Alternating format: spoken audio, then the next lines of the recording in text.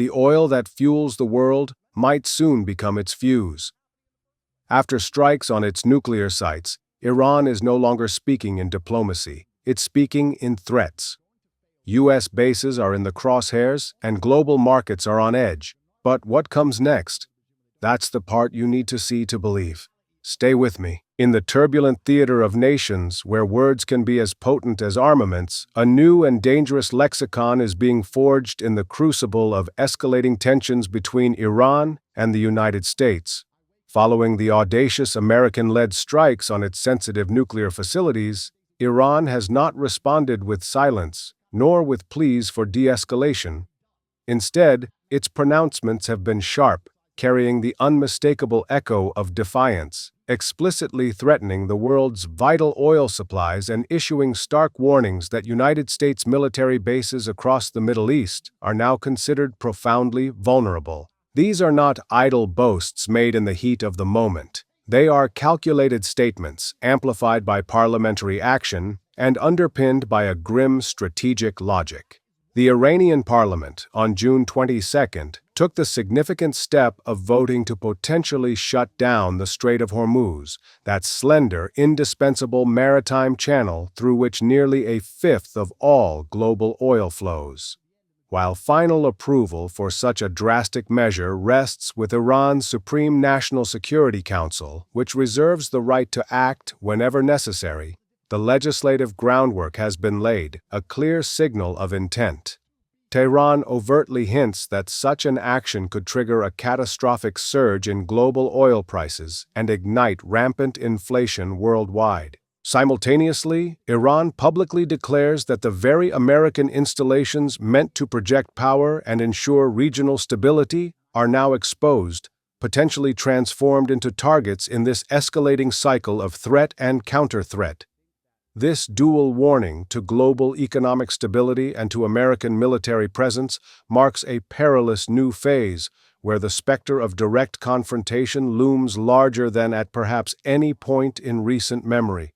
The world watches and waits to see if these dire threats will materialize into devastating action, or if they represent a high-stakes gamble in a terrifying game of geopolitical brinkmanship.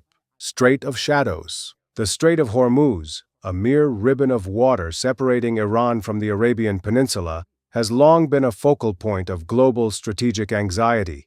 Its importance cannot be overstated. A disruption here sends immediate shockwaves through the delicate architecture of the world's energy markets. Iran's parliamentary vote authorizing a potential closure is, therefore, a move of profound consequence, a deliberate unsheathing of what many consider its most potent economic weapon. Tehran is acutely aware that even the threat of closing Hormuz can cause oil prices to spike, as was seen briefly when Brent crude futures nudged towards $80 a barrel before receding, as traders, for now, expressed doubt that Iran would take such an extreme step. Experts in global energy markets note the complex calculus for Iran. While closing the strait would undoubtedly inflict immense pain on global economies and serve as dramatic retaliation for the strikes on its nuclear sites, it would also be an act of profound self-harm. Iran itself relies on the strait for its own oil exports, meager as they might be under sanctions, and such an action would invite a swift, overwhelming U.S. and international military response aimed at forcibly reopening the passage. The potential for catastrophic escalation inherent in such a move is immense. Yet, the Iranian leadership, by advancing this legislative threat, clearly believes it holds a powerful bargaining chip. The warning of a surge in oil prices and global inflation is a message directed not just at Washington, but at capitals across the world, including major oil importers like China, urging them perhaps to counsel restraint or intervene. American officials, including Secretary of State Rubio, have been unequivocal in their response, labeling any attempt by Iran to close the strait as economic suicide and vowing strong military countermeasures. The shadow of a potential Hormuz closure thus lengthens, a constant reminder of how quickly this regional confrontation could morph into a global economic crisis, all while the specter of Iranian retaliation for the nuclear strikes hangs heavy in the air. The parliamentary vote serves as a loaded gun on the table, its final deployment uncertain, but its presence alone radically altering the atmosphere of an already perilous standoff. Vulnerable forts. Concurrent with its threats to global oil supplies, Iran has issued direct and unambiguous warnings regarding the security of United States military bases scattered across the Middle East. Following the American strikes on its nuclear infrastructure, Tehran publicly declared these forward-deployed U.S. installations vulnerable and implied they could become legitimate targets for retaliation. This is a significant escalation in rhetoric, moving beyond generalized warnings to specifically identify American military personnel and assets as being at direct risk.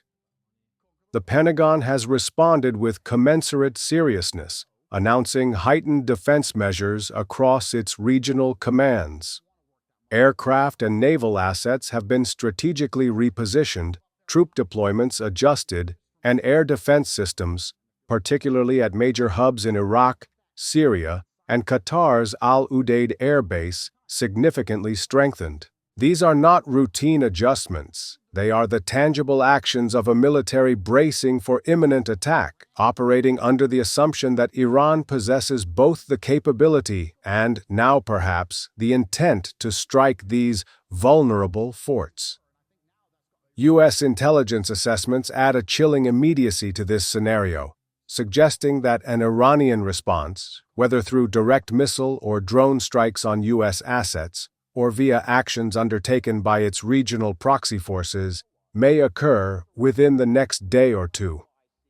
As of this moment, however, despite the heightened alert and the narrow threat window, no direct attacks have yet materialized against U.S. bases.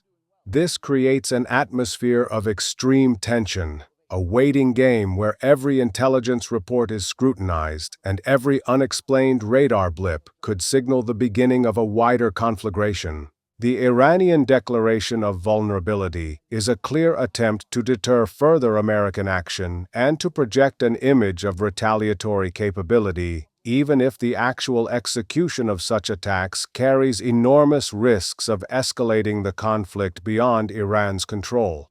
The men and women stationed at these bases now live under this explicit threat, a daily reminder of the deadly stakes involved in the ongoing confrontation. Strategic leverage, the twin threats emanating from Tehran, the potential closure of the Strait of Hormuz, and the declared vulnerability of U.S. military bases appear to be part of a carefully calibrated, if extraordinarily risky, Iranian strategy aimed at regaining diplomatic leverage. After suffering significant blows from the U.S. strikes on its nuclear facilities, Iran seems determined to demonstrate that it cannot be attacked with impunity, and that it still possesses formidable tools to disrupt American interests and global stability. By publicly threatening vital oil chokepoints and the security of American troops, Tehran is likely attempting to create pressure for de-escalation on its own terms, or at least to deter further punitive actions. It is a form of coercive diplomacy, where the threat of catastrophic disruption serves as a bargaining chip. Many analysts believe that while Iran is brandishing these potent threats, it may be stopping short of actual full-scale implementation, such as a complete and sustained closure of Hormuz or direct unprovoked attacks on major U.S. bases, to avoid triggering an all-out war with the United States, a conflict Iran can ill afford.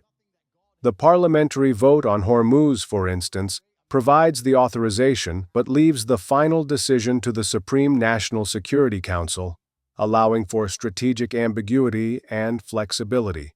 Similarly, labeling U.S. bases vulnerable raises the specter of attack without committing to an immediate strike.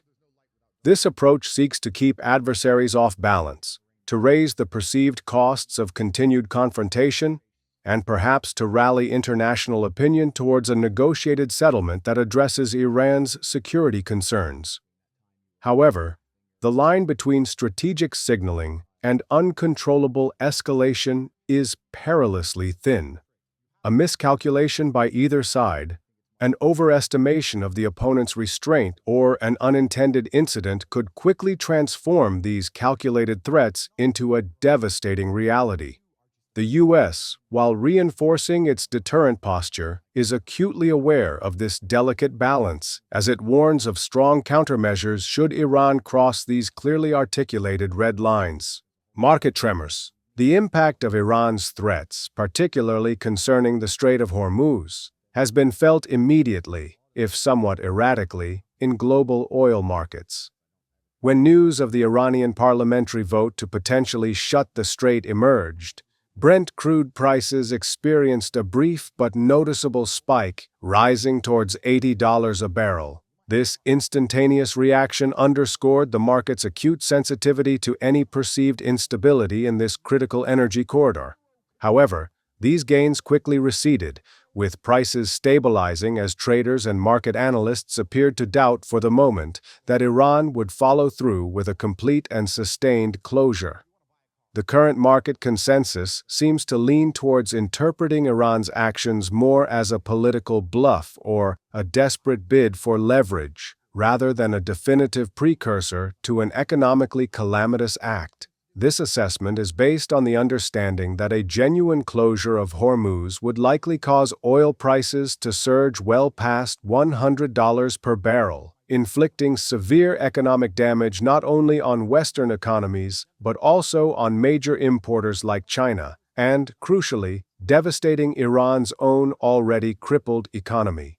While a risk premium undoubtedly remains priced into oil, reflecting the ongoing tensions and the unresolved threat window for Iranian retaliation, the markets currently seem to be betting against the most extreme scenario. However, this is a fragile equilibrium. Any concrete action by Iran to impede shipping, any attack on tankers, or any further escalation in the direct U.S.-Iran military standoff could shatter this cautious market sentiment, unleashing the very price surge and global economic fallout that Tehran is threatening. The brief tremors felt in oil prices serve as a constant reminder of the wider economic stakes, a barometer of global anxiety in the face of this escalating confrontation. The financial world watches alongside the political, knowing that the decisions made in Tehran and Washington in the coming days could have profound and lasting consequences for global prosperity. Calculated risks. The current standoff, characterized by Iran's threats against oil supplies and U.S. bases, is a stark illustration of calculated risk-taking in international affairs. Both Iran and the United States are engaged in a high-stakes endeavor to shape the other's behavior through a combination of coercive measures and strategic signaling, all while attempting to avoid a full-blown, catastrophic war. Iran, having endured direct strikes on its nuclear program, feels compelled to demonstrate resolve and retaliatory capability. Its threats are designed to deter further attacks, to rally domestic support, and to signal to the international community that it will not be passively dictated to. However, it must calibrate its response carefully. An action too aggressive, such as a sustained closure of Hormuz or a devastating attack on a U.S. base that causes significant American casualties, would almost certainly provoke overwhelming military retaliation from the United States and its allies, potentially leading to the very regime destabilization it seeks to avoid.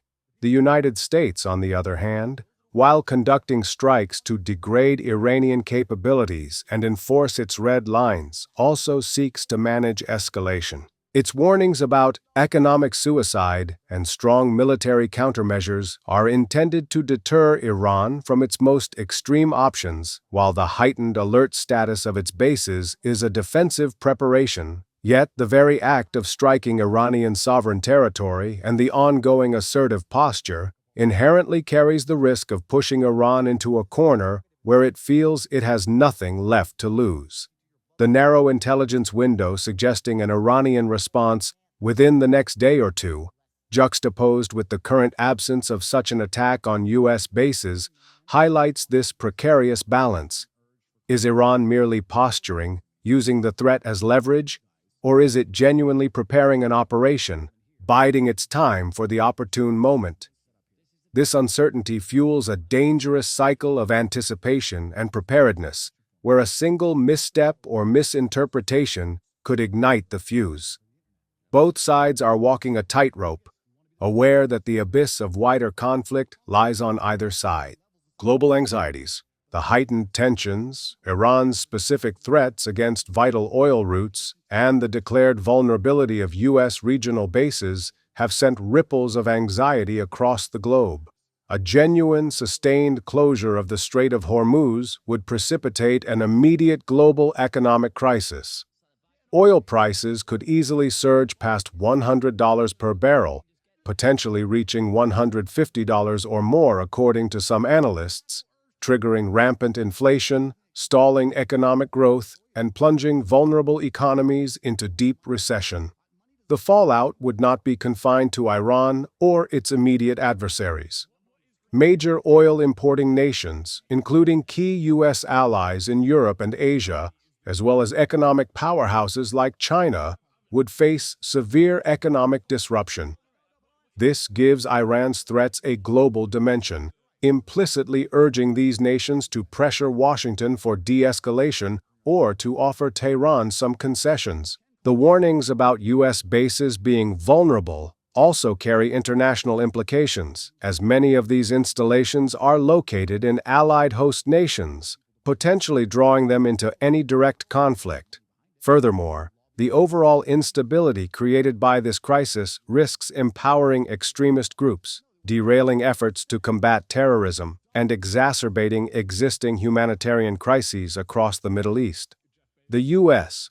Worldwide Caution Alert underscores the fact that the repercussions of this standoff are not limited to military or economic spheres, but can manifest as direct threats to civilian populations far removed from the immediate conflict zone through mechanisms like cyber attacks or inspired lone wolf actions. This creates a pervasive sense of global unease, a feeling that events in one volatile region can rapidly destabilize international peace and security. The international community, while largely calling for restraint, finds itself with limited leverage to defuse a crisis driven by the hardened positions of the primary belligerents. The prevailing sentiment is one of apprehension, a fear that the world is inching closer to a conflict whose consequences could be dire and far-reaching. Precarious calm. Despite the dire threats from Iran, the explicit targeting of oil supplies, the declared vulnerability of U.S. bases, and the narrow U.S. intelligence window forecasting potential retaliation, a precarious and deeply unsettling calm currently prevails, at least in terms of major overt military actions. No ships have yet been overtly attacked in Hormuz since the latest parliamentary vote. No missiles have yet rained down on American installations since Iran publicly labeled them vulnerable. This absence of immediate dramatic escalation, however, does little to alleviate the underlying tension. It might suggest that Iran's leadership, while feeling compelled to issue strong condemnations and outline potential retaliatory measures, is simultaneously weighing the severe consequences of fully unleashing such actions. Perhaps there is a recognition in Tehran that direct, large-scale attacks on U.S. forces or a full closure of the strait would indeed be, as Secretary Rubio warned, economic suicide, and invite a devastating military response that could dwarf the initial American strikes. It is also possible that diplomatic back channels, however strained, are working feverishly behind the scenes, with third-party nations attempting to mediate or convey messages of de-escalation. Alternatively, this period could simply be the quiet before a storm, with Iran meticulously planning its response, seeking to maximize its impact while minimizing the risk of an uncontrollable escalation, or waiting for what it perceives as the most opportune moment. The heightened defense posture of U.S. bases across the region and the active repositioning of naval and air assets demonstrate that Washington is taking no chances, preparing for the worst, even as it hopes for restraint. This calm, therefore, is not one of peace, but of profound suspense, a battlefield pause where both sides reassess, regroup, and steel themselves for what might come next, knowing that the slightest misstep could shatter this fragile state of non-action. In this high-stakes confrontation, where the rhetoric of annihilation clashes with the cold calculus of national interest, the fate of millions hangs precariously in the balance. The explicit threats against the lifelines of global commerce and the security of deployed military forces are not mere abstractions. They are potential harbingers of a wider, more devastating conflict that could reshape the geopolitical landscape for generations. While the drums of war beat loudest, the quieter, more difficult path of de-escalation, of finding off-ramps from the precipice of catastrophe, demands the utmost courage and wisdom from all parties involved. The enduring hope is that the very magnitude of the potential devastation might yet serve as a deterrent, compelling leaders to step back from the brink, recognizing that in the interconnected world of the 21st century, true security and prosperity can only be found through mutual respect and a shared commitment to peace, however elusive that may currently appear amidst the storm clouds of war.